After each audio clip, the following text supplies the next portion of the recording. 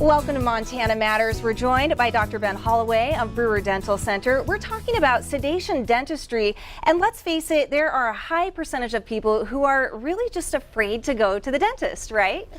Diane, yes, that's correct. It is not the number one place that most people want to visit, and so that is true. We don't get a lot that are excited to come. Right, but Brewer Dental has a solution for this. Who is a good candidate for sedation dentistry? So anybody could be a candidate for sedation dentistry. I would say in general, most people that get it or want it are those who are afraid to come to the dentist. We do get individuals that are special needs that need it as well because they can't sit in the chair or having problems staying still, things like that. Young kids are it works very good for them because all kids can't sit in a chair for a very long period of time.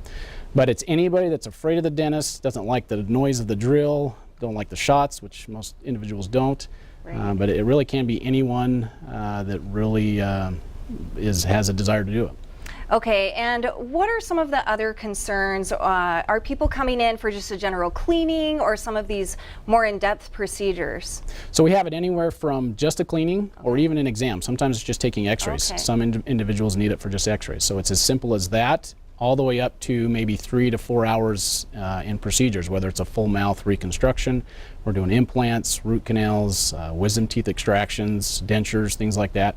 So it can be anywhere along those lines that the individuals can utilize it. For the young kids, we can even go to as far as doing general sedation, where we put them all the way under, even again for just a filling. It just kind of depends on their reactions and how they act. Okay, so literally anyone could be a good candidate for this. Are there any misconceptions?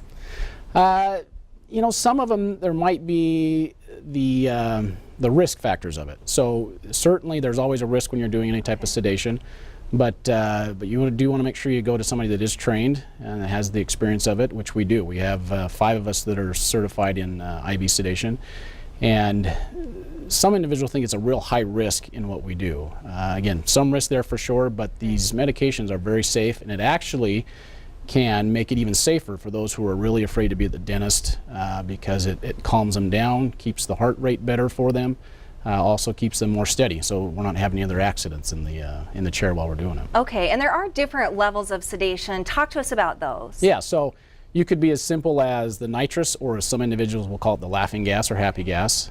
That's more of keeping them calm, kind of a sedation, but doesn't necessarily take them all the way under or make them feel like they're falling asleep.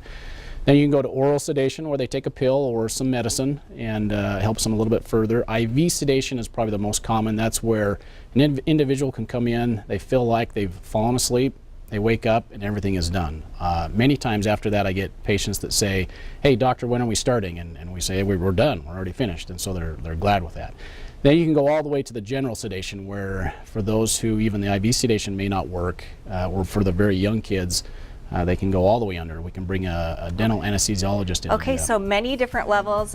We want to thank you so much for coming in today. And if you'd like more information, please visit their website. And thanks for supporting local.